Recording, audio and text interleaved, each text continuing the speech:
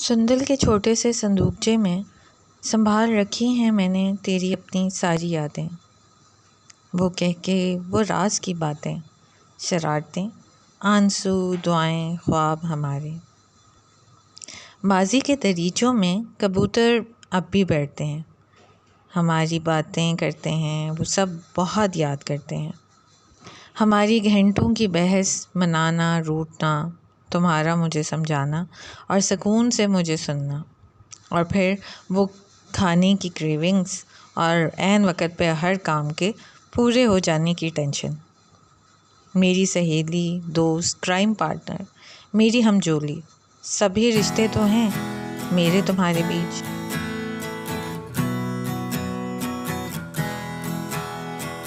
जो थे दरमिया अब है वो कहाँ, जो थे साथ में ढूंढूं फिर कहाँ।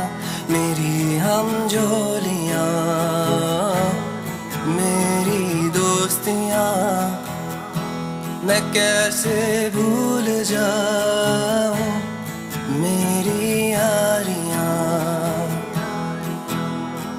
बैठा करते थे जो साथ में